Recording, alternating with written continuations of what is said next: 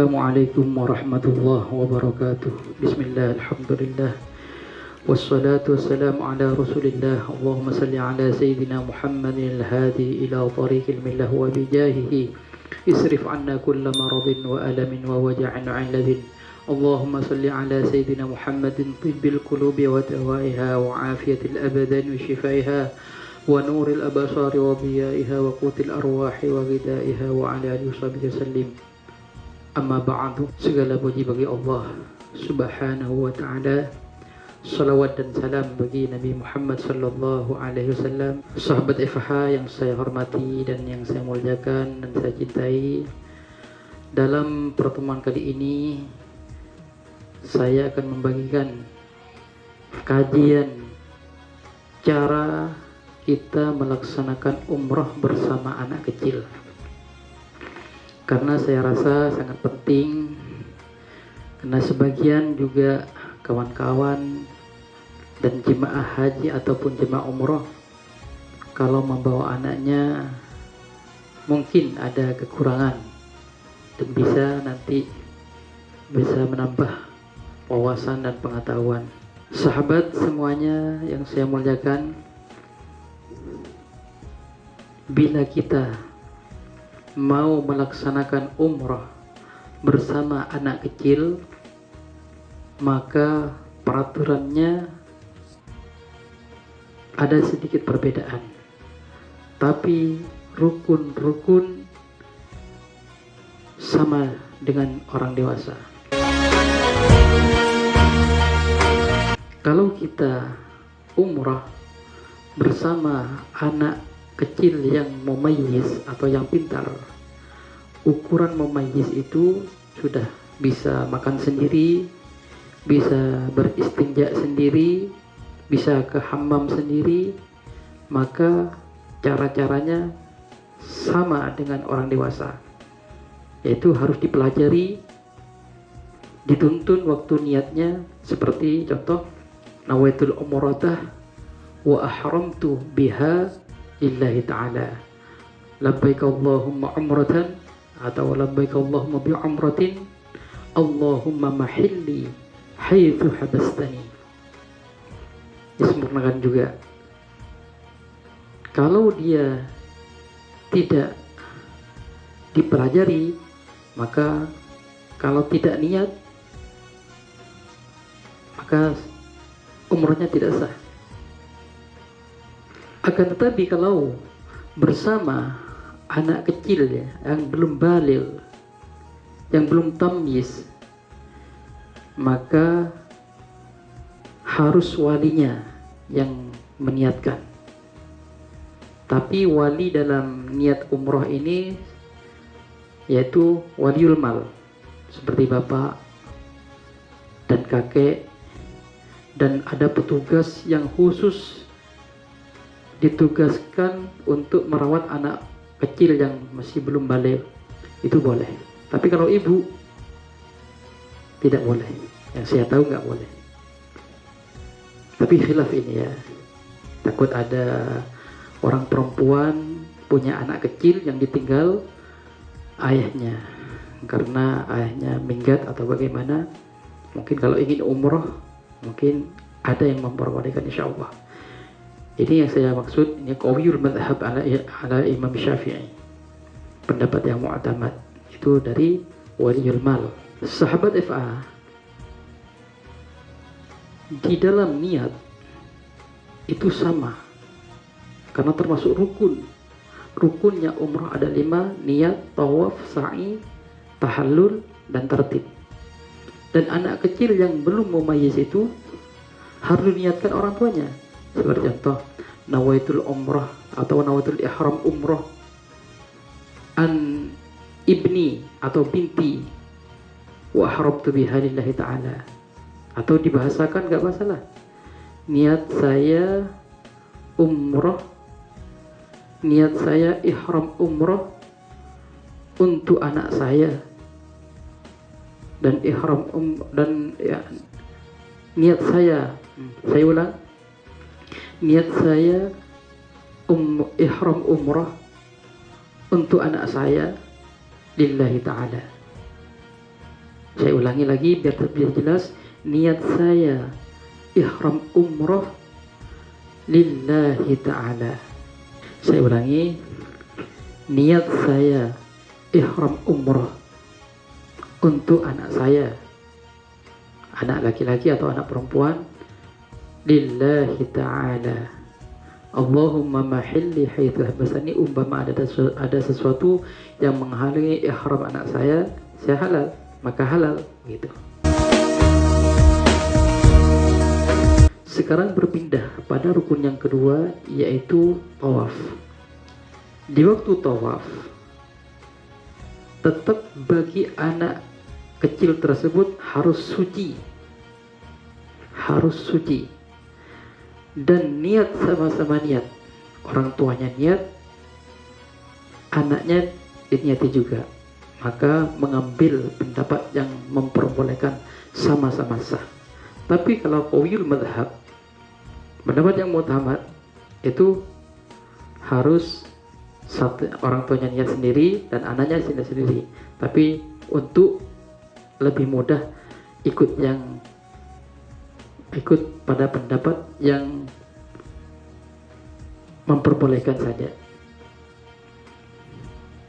Dan juga perlu diperhatikan, kalau tawaf bersama anak kecil yang digendong, kan semuanya persyaratannya sama dengan orang dewasa, yaitu harus suci, pundak kiri harus lurus ke Ka'bah, tidak boleh begini, tidak boleh begini.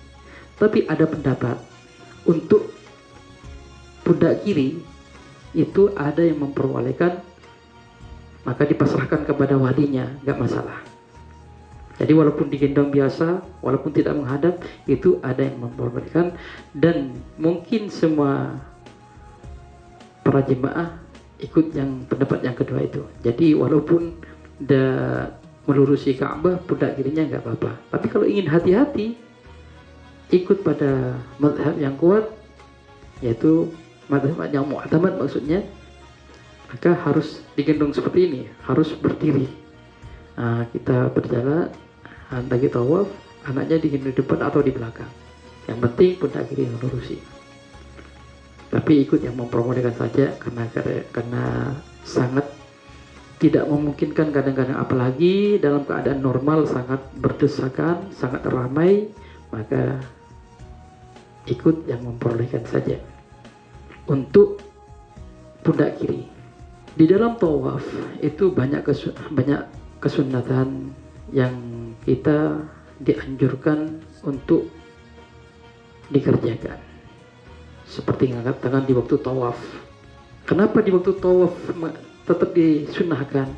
Karena amalus salafus saleh seperti itu, sunnah mengangkat tangan, karena punya aturan juga kiblatus shalah adalah Ka'bah. Kiblatnya kita berdoa kepada Allah yaitu langit. Itu sudah ada contoh dari Rasulullah SAW. Jadi kalau kita kiblat kita waktu sholat adalah Ka'bah, kiblat kita di waktu doa adalah langit.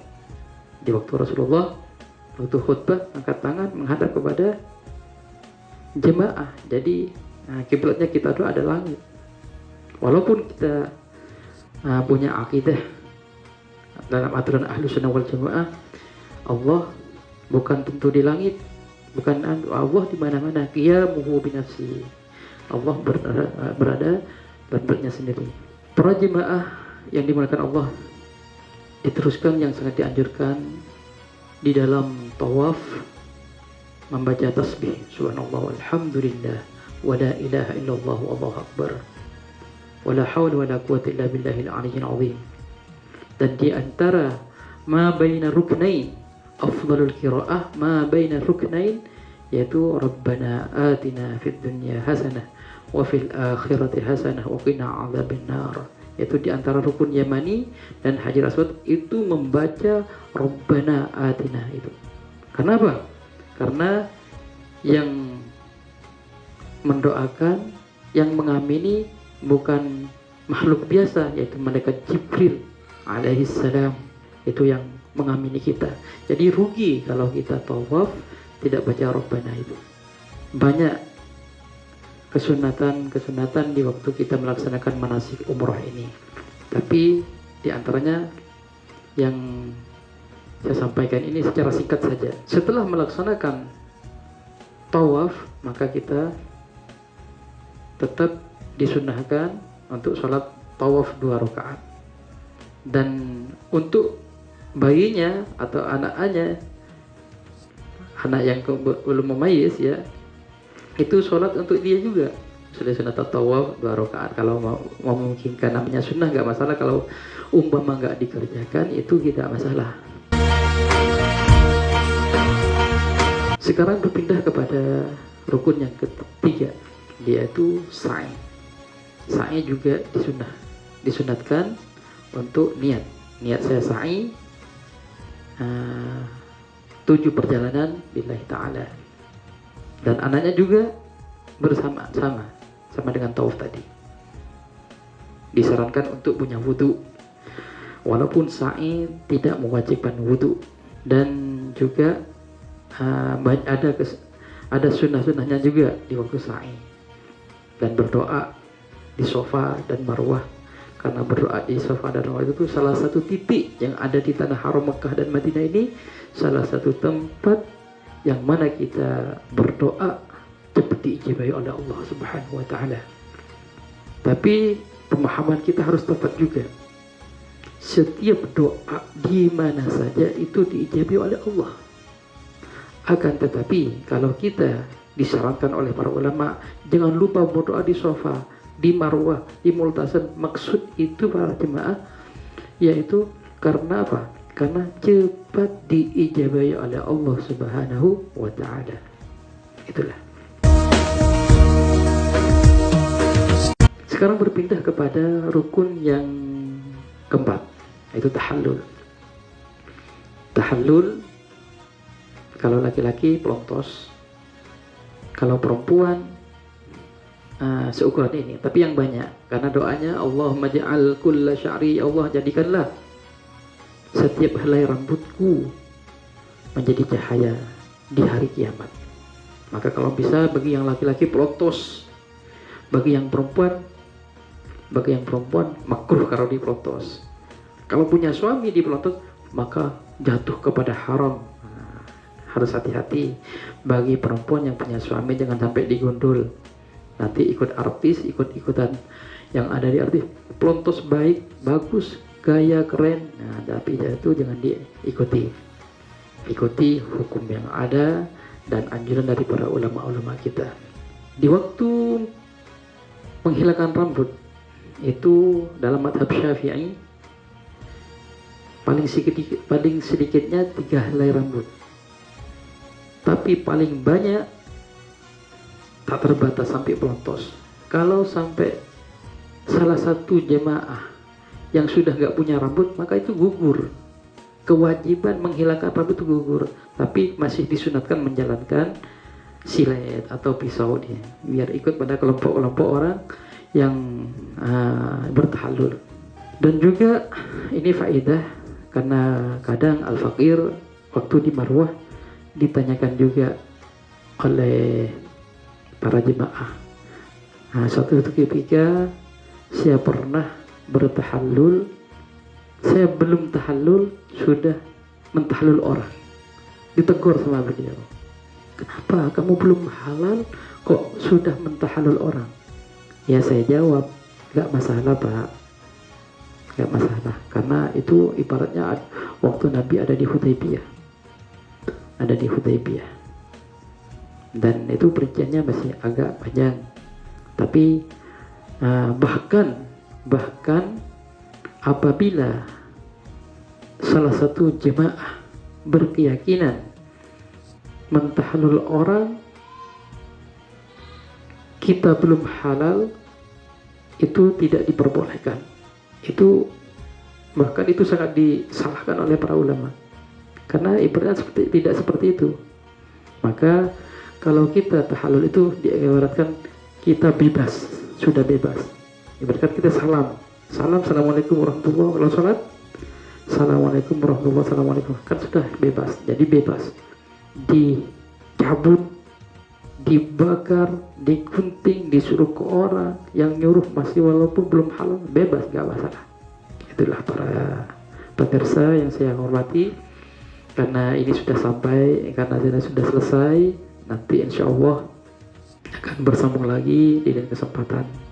Dan lupa juga tadi dalilnya nggak disampaikan. Dalil bahkan dianjurkan juga bagi anak kecil, diperbolehkan juga bagi anak kecil itu melaksanakan umrah. Diriwayatkan dari Sayyidina Jabir radhiyallahu an, qala hajjajna ma'a Rasulillah sallallahu alaihi wasallam, kata Sayyidina Jabir, saya telah melaksanakan haji bersama Rasulullah sallallahu alaihi wasallam, wa ma'ana, dan bersama saya ada perempuan, wasibyan, dan juga ada anak kecil, falabbaina minas sibyan waramaina anhum, dan bertalbiyah dan melaksanakan jumroh bersama mereka semua. Itu termasuk dalil bahwasanya diperbolehkannya anak kecil melaksanakan haji ataupun umrah. Para pemirsa sahabat FH yang saya muliakan, karena sudah selesai, bisa berlanjut pada video berikutnya. Umpama ada saya salah dan kurang berkenan di hati para pemirsa, saya minta maaf sebesar-besarnya. Saya akhiri dulu. Wabillahi wa taufiq wal hidayah. Wassalamualaikum warahmatullahi wabarakatuh.